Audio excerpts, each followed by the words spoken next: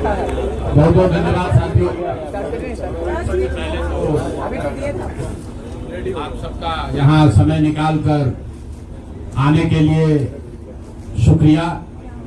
जिस दल को सिर्फ 3.5% वोट मिला है, उसकी प्रेस वार्ता में इतने प्रेस के साथी आए हैं, तो ये दिखाता है कि कुछ तो काम हम लोगों ने सही किया होगा। हम लोग बिहार आज से 3.5 साल पहले व्यवस्था परिवर्तन के संकल्प से आए थे। एक ईमानदार प्रयास किया है और उसमें बिल्कुल सफलता नहीं मिली, ये मानने में कोई गुरेज नहीं है। व्यवस्था परिवर्तन के जिस अभियान को लेकर चले थे, व्यवस्था परिवर्तन की बात तो छोड़िए, सत्ता परिवर्तन भी हम लोग नहीं करा सके, लेकिन बिहार की राजनीति को बदलने में जरूर थोड़ी बहुत भूमिका हम लोगों की बनी है। तो इनका सार आएगा, तो हम लोगों से जरूर कुछ गलती हुई होगी। हम लोग के प्रयास में, हम लोग के सोच में, हम लोग के बताने के तरीके में जरूर कुछ गलती रही होगी कि जनता ने हम लोग को नहीं चुना है, जनता ने हम लोग पर वो विश्वास नहीं दिखाया। तो उसकी जिम्मेवारी जो है वो पूर्णतः मेरी है, प्रशांत किशोर की है, और वो जिम्मेवारी मैं 100% अपने ऊपर लेता हूं कि मैं बिहार की जनता को, अपने साथियों को, इस व्यवस्था से जुड़े हुए लोगों को, जिस प्रयास से हम लोग जुड़े थे, जिस प्रयास को करना चाहते थे, उससे उनका विश्वास उस पर मैं नहीं जीत पाया। हम लोग सामूहिक तौर पर हारे हैं और आत्मचिंतन का समय है, हम लोग भी चिंतन करेंगे। जो लोग जीत कर आए हैं उनको खूब बधाई। जनता ने अपने लिए अपना रास्ता चुना है, अपने लिए सरकार चुन ली है। अब नीतीश जी और भाजपा के लोगों पर जिम्मेवारी है कि बिहार में जिन बातों को लेकर वो सत्ता में आए हैं, बिहार में तरक्की हो, बिहार में भ्रष्टाचार से जो जनता जूझ रही है, भ्रष्टाचार खत्म हो, यहाँ पर लोगों के लिए रोजी रोजगार हो, और सबसे बढ़ के जो मुद्दा है पलायन का, बिहार से पलायन बंद हो।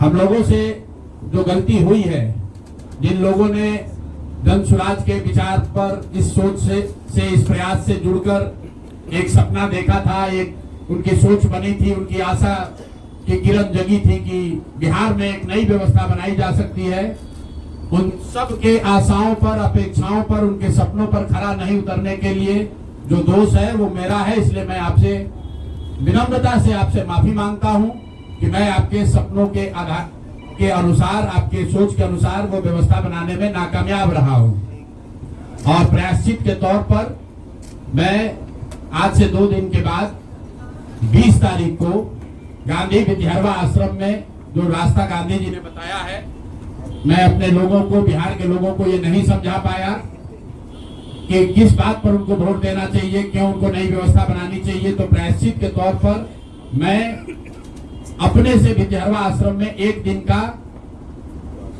उपवास, मौन उपवास रखूंगा। जो भी जन स्वराज के साथी हैं वो जहां पर है वहां, अगर वो समझते हैं कि हम लोग के प्रयास में, सोच में जो कमी रह गई, उसको सुधार के लिए प्रायश्चित के तौर पर हम लोग 1 दिन का सामूहिक उपवास रखेंगे। मैं खुद विद्यारवा, गांधी आश्रम विद्यारवा में रहूंगा, 24 घंटे का एक उपवास रखेंगे।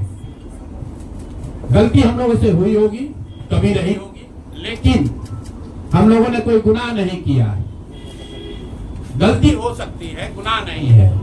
वोट नहीं मिलना गुनाह नहीं है। मैं बिहार की जनता के सामने अपने साथियों के साथ बिल्कुल सर उठा के ये कह सकता हूं कि हम लोगों ने गुनाह नहीं किया।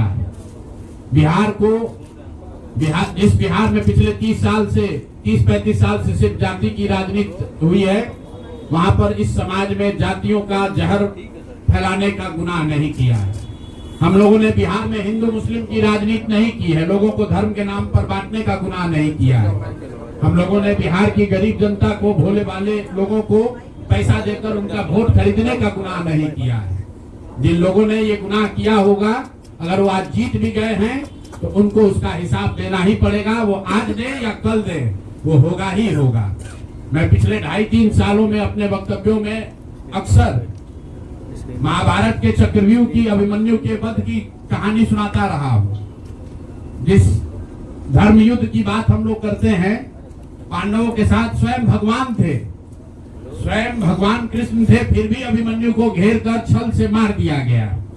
लेकिन उसके आगे की भी एक कथा भी है कि अभिमन्यु को मार दिया गया, लेकिन उससे महाभारत नहीं जीता गया। महाभारत जीता तो अंत में वही जो सही रास्ते पर था, जो धर्म के साथ था। तो आप निश्चित जानिए कि जीत तो जन स्वराज की ही होगी। आज जरूर धक्का लगा है और उसके लिए जो कुछ भी कमी है उसको सुधारा जाएगा और उतनी ही ताकत से फिर खड़े होंगे। अगर आप ये कुछ लोग ये सोच रहे हैं कि मैं बिहार छोड़ दूंगा, तो आपका ये भ्रम है। अंग्रेजी में एक फ्रेज है, you are not defeated till you quit. जब तक आप छोड़ेंगे नहीं तब तक आप हार नहीं सकते हैं। तो प्रशांत किशोर की और जन स्वराज में मेरे साथ जुड़े हुए साथियों की बिहार सुधारने की जो जिद है, उस जिद के सामने दूसरा कुछ भी इस जीवन में नहीं है। उस जिद से पीछे हटने वाले नहीं हैं। पूरी ताकत से, पूरी ईमानदारी से लोग कह रहे हैं कि मैंने 3-3.5 साल में बहुत मेहनत किया है। तो जितनी मेहनत करते हुए आपने मुझे 3 साल में देखा है, उससे दुगनी मेहनत करेंगे और पूरी ताकत से लगेंगे। पीछे हटने का सवाल नहीं है। जब तक बिहार को सुधारने के अपने संकल्प को पूरा न कर लें, तब तक पीछे हटने का कोई सवाल ही नहीं है। अब चुनाव के परिणामों को लेकर जो बात है, उस पर बहुत विवेचना हो रही है। आपने भी कहा, बड़े बड़े विशेषज्ञ आकलन कर रहे हैं। कोई बता रहा है कि पैसे से जीत लिया गया, कोई बता रहा है कि लालू जी के डर से ध्रुवीकरण हुआ इसलिए जीता गया। कुछ लोग बता रहे हैं कि जातियों की बात अभी पूरी तरह खत्म नहीं हुई। मैं यहाँ चुनाव के विश्लेषण के लिए नहीं बैठा हूँ, लेकिन एक बात तो बिल्कुल स्पष्ट है कि पहली बार स्वतंत्र भारत के इतिहास में और खासकर बिहार में पहली बार ऐसा हुआ है कि कोई चुनाव जिसमें सरकार ने करीब 40,000 करोड़ रुपया जनता के पैसे को खर्च करने का वादा किया है। और मुझे लगता है कि वही एक कारण है जिसकी वजह से एनडीए को इतना बड़ा बहुमत मिला है। मैं सिर्फ आपके ध्यान में लाना चाहता हूं कि 10,000 रुपए की बड़ी चर्चा हो रही है। लोग बता रहे हैं कि 10,000 पर लोगों ने वोट बेच दिया। बिल्कुल नहीं है, ये बात सही नहीं है। मेरा आज भी ये यकीन है कि 10,000 रुपए के लिए बिहार के लोग अपना वोट, अपना बच्चों का भविष्य नहीं बेचेंगे। अगर 10,000 रुपए को आप जोड़िएगा तो प्रतिदिन 5.5 रुपया हुआ। 5.5 रुपए में कौन अपना वोट बेचेगा? लोगों ने 10,000 रुपए के लिए सिर्फ वोट नहीं बेचा है। आपको देखने, जानने, समझने की जरूरत है। और इस पर ये बहस भी हो रहा है। सत्ता में जो लोग आए हैं वो कह रहे हैं भैया हम तो सरकारी योजना चला रहे थे। जो विपक्ष में है वो कह रहा है हम योजना नहीं चला रहे थे, आप पैसा देके वोट खरीद रहे थे। इसका कोई अंत नहीं है, इस बहस का कोई अंत नहीं है। चुनाव आयोग पर लोग टीका टिप्पणी कर रहे हैं, वो चुनाव आयोग का विषय है। बिहार के बेटा होने के नाते, बिहार के नागरिक होने के नाते मेरा बस एक ही प्रश्न है। हर विधानसभा क्षेत्र में 60 से 62,000 लोगों को कम से कम 10,000 रुपया सीधे तौर पर सरकार ने दिया है।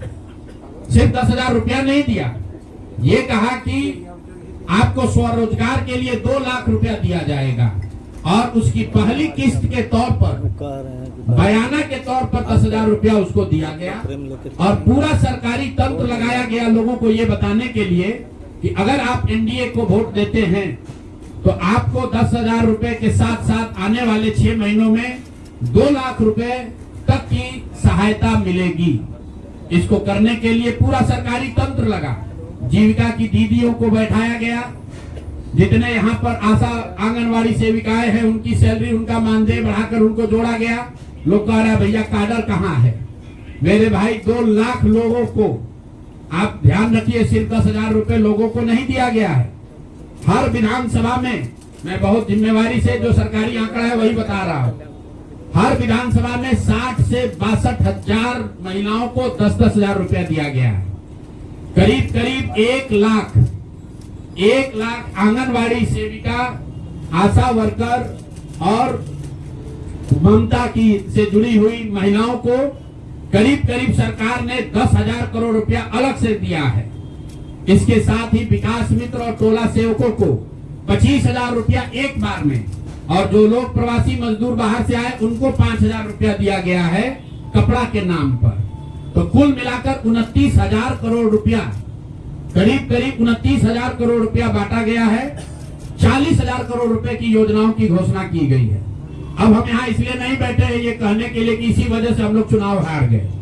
मेरा अब सीधा सरकार से एक आग्रह है कि आपने 2 लाख रुपए देने का वादा किया है, जनता ने आपको मत दे दिया, अब आप सत्ता में बैठे हैं, तो कृपा करके जो 1.5 लाख महिलाएं, 1.5 करोड़ महिलाएं हैं जिनको आपने 10,000 रुपया दिया है, उन सभी महिलाओं को अगले 6 महीने में 2 लाख रुपए तक देने की व्यवस्था कीजिए, क्योंकि अगर वो हो जाएगा तो बिहार से बेरोजगारी दूर हो जाएगी, बिहार से पलायन बंद हो जाएगा। और अगर आपने ये नहीं किया तो ये बिल्कुल स्पष्ट हो जाएगा कि आपने ये 10,000 रुपया किसी योजना के तहत नहीं दिया था, सिर्फ और सिर्फ वोट खरीदने के लिए दिया था। तो वोट खरीदने के लिए पैसा दिया गया है कि किसी योजना के तहत पैसा दिया गया है, सरकारी योजना के तहत। इसका प्रमाण इस बात पर है कि आने वाले 6 महीने में सरकार ने स्वरोजगार के नाम पर जो पैसा जारी किया है, उस क्षेत्र में और पैसा और मदद जारी की जाती है या नहीं की जाती है। हम लोग एक भी विधायक न जीते कोई बात नहीं, जन सुराज। और कई लोगों का सवाल है नीतीश कुमार को 25 सीट आने की बात है, तो मैं आपके सामने घोषणा कर रहा हूँ कि जो 25 सीट हमने बात कही थी उस पर बिल्कुल कायम है। अगर नीतीश कुमार ने, उनकी सरकार ने ये वोट खरीदा नहीं है, इनको 2-2 लाख रुपए दे दे, मैं बिल्कुल राजनीति से संन्यास ले लूंगा, उसमें कहीं कोई दिक्कत नहीं है, कहीं कोई दिक्कत नहीं। बिहार के 1.5 करोड़ लोगों को 2-2 लाख रुपया नीतीश कुमार दिलवा दे, मैं मान लूंगा कि हमारे आकलन में गलती थी, हमारी गलती थी। और हमारे आकलन की बात छोड़िए, अगर बिहार से बेरोजगारी दूर हो जाए, पलायन बंद हो जाए, 1.5 करोड़ परिवार, टोटल 2.5 करोड़ परिवार में अगर 1.5 करोड़ परिवार की गरीबी दूर हो जाए, तो प्रशांत किशोर को विधायक बनने की, राजनीति करने की कोई जरूरत नहीं है, हम दूसरा काम कर सकते हैं। आपका अगर ये सवाल है कि 25 सीट की बात है, बिल्कुल 25 सीट से ज्यादा नीतीश कुमार को ना आना चाहिए था, ना आता। एक ही फैक्टर है, ये पैसा बांटकर जो वोट आपने खरीदा है, खरीदने का आप पर इल्जाम है। तो इसको आप इतने 20 साल से आप मुख्यमंत्री हैं, तो आप इस इल्जाम को धो दीजिए। अगले 6 महीने में 1.5 करोड़ लोगों को, 1.5 करोड़ परिवार को स्वरोजगार की व्यवस्था कर दीजिए। और अगर नहीं कीजिएगा तो हम लोग यहीं पर हैं। मैं आपके सामने एक नंबर जारी कर रहा हूं, मेरा अपना व्यक्तिगत ऑफिस का 91-216, 91-216। जितने लोग हैं जिनको भी 10,000 रुपया का बयाना नीतीश कुमार सरकार ने, अधिकारियों ने, जीविका की दीदियों के माध्यम से दिया है, इस आश्वासन के साथ कि अगर आप नीतीश कुमार को, एनडीए को वोट देंगे तो आपको 2 लाख रुपया 6 महीना में मिलेगा। तो मेरे भाई अब समय चालू हो गया, आप आ गए हैं सत्ता में और हम लोग आराम से बैठे हुए हैं बिहार में। हर वो महिला, हर वो परिवार जिसको 2 लाख रुपया नहीं मिलता है, आप प्रशांत किशोर से संपर्क कीजिए, आप जन सुराज से संपर्क कीजिए। अब सलाह का समय खत्म हुआ, अब संघर्ष का समय शुरू होगा। हमने 3.5 साल लोगों को सलाह दिया है, हमने 3.5 साल लोगों को जाकर घर घर हाथ जोड़ा है, कभी वोट नहीं मांगा। लोगों को यही कहा कि अपने बच्चों के लिए वोट दो, अच्छे लोगों को जिताओ। लोगों ने अपने हिसाब से अच्छे लोगों को जिताया है। जिन मुद्दों पर जिताया है उसका मैं स्वागत करता हूं कि स्वरोजगार ही सबसे ज्यादा जरूरी है। उसका वादा एनडीए की सरकार ने किया है, नीतीश कुमार ने किया है और 10-10 हजार रुपया वानगी के तौर पर, एडवांस के तौर पर उन महिलाओं को दिया है। तो अब अगले 6 महीना में उन सभी महिलाओं को, उन सभी परिवारों को नीतीश कुमार की सरकार स्वरोजगार का अवसर दे, उनको 2 लाख रुपए की मदद दे, ताकि वो 1.5 करोड़ परिवार के लोग बेरोजगारी से बाहर निकल सके, गरीबी खत्म कर सके और उनके बच्चे गुजरात में, तमिलनाडु में जाकर मजदूरी न करें। और अगर ये नहीं होगा तो हम लोग को विधानसभा में है नहीं, जनता ने जो आदेश दिया है कि गांव-गांव घूमिए और लोगों की मदद कीजिए। तो जिनको भैया ये 2 लाख न मिले वो प्रशांत किशोर के पास चले आइए, जन सुराज के साथियों के पास आइए, आपकी आवाज बनकर, आपके साथ खड़े होकर ब्लॉक, पंचायत, डिस्ट्रिक्ट के ऑफिसेज में, सरकारी दफ्तरों में हम लोग चलेंगे। जरूरत पड़ेगा नीतीश कुमार के पास चलेंगे, क्योंकि उन्होंने कहा है कि 10,000 रुपया बयाना ले लीजिए, जब मैं जीत कर आऊंगा आपको 2-2 लाख रुपए दूंगा, ताकि सब लोग अपने पैर पर खड़े हो जाएंगे। तो जन सुराज के लोग अब ब्लॉक में, और जिन लोगों ने, आपने सुना होगा सहारा में लोगों को कहा गया पैसा डबल हो जाएगा, सहारा के जिन लोगों ने एजेंट बनकर, समाज के कई लोगों ने सहारा में पैसा जमा कराया, सहारा वाले भाग गए तो लोग एजेंट को खोज रहे हैं। तो जो सरकारी अफसर नेतागिरी कर जिन लोगों ने किया है, सरकार की ओर से आश्वासन दिया है कि हम लोग आपको रोजगार देंगे, 2 लाख रुपया देंगे, जो जिन जीविका की दीदियों ने एक एक महिला को जाकर समझाया है, बूथ पर बैठकर वोट दिलवाया है, सिंबल सिखाया है, क्रमांक संख्या बताया है, वो जीविका की दीदियों की जिम्मेवारी है कि जिनको आपने ये काम कराया है, जिनके बच्चों का भविष्य आपने 10,000 रुपया में आपने सौदा कराया है, उनको पैसा मिले। और अगर वो 2 लाख रुपया नहीं मिलेगा तो 6 महीने का समय है। 6 महीने के बाद हर वो व्यक्ति जिसको पैसा नहीं मिले उसके लिए जन सुराज का, प्रशांत किशोर का दरवाजा खुला हुआ है। आप आइए, हम लोग आपकी आवाज बनेंगे, आपके साथ खड़े होंगे। हम लोग विधायक सांसद नहीं है, लेकिन समाज में हमारी ताकत जो आवाज है, आपके आशीर्वाद से वो आवाज आपके साथ जोड़ेंगे और हर हालत में आपको ये 2 लाख रुपया मिले, इसकी लड़ाई को जारी रखेंगे।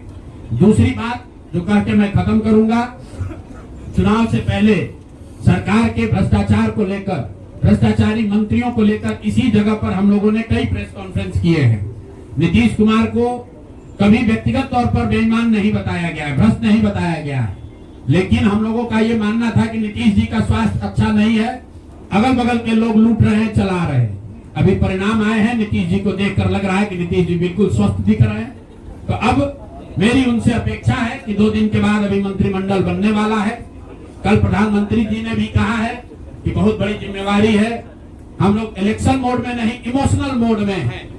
तो उसी इमोशनल मोड में मेरी आपसे अपेक्षा है कि भारतीय जनता पार्टी की लीडरशिप और नीतीश कुमार एक ऐसा स्वच्छ मंत्रिमंडल बनाएं जिसमें कोई दागी मंत्री न हो, कोई भ्रष्टाचारी न हो।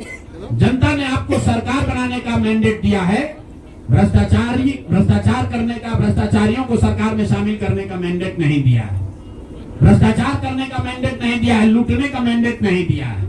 तो मैंडेट, बिल्कुल मैंडेट का सम्मान है। जनता लोकतंत्र है, जनता मालिक है, जनता ने जिनको सत्ता में बैठाया है वो सत्ता में बैठे, लेकिन सत्ता में बैठकर लूटने का मैंडेट जनता ने नहीं दिया है। तो मेरी अपेक्षा है कि नीतीश जी, माननीय प्रधानमंत्री मोदी जी, अमित शाह जी, जिन्होंने बिहार की जनता को ये बताया है कि हम आपका विकास करेंगे, आपके बच्चे अब गुजरात नहीं जाएंगे मजदूरी करने, तो भाई अब आपकी जिम्मेवारी है ऐसा मंत्रिमंडल बनाइए ताकि बिहार के लोगों का पलायन बंद हो, यहाँ से बेरोजगारी खत्म हो, और जो पिछले 5 साल से लोग भ्रष्टाचार से जूझ रहे हैं वो आगे भ्रष्टाचार न हो। मेरी बात यहाँ खत्म हुई। अब आपके जो सवाल हैं वो आप सवाल कर सकते हैं। बहुत बहुत धन्यवाद।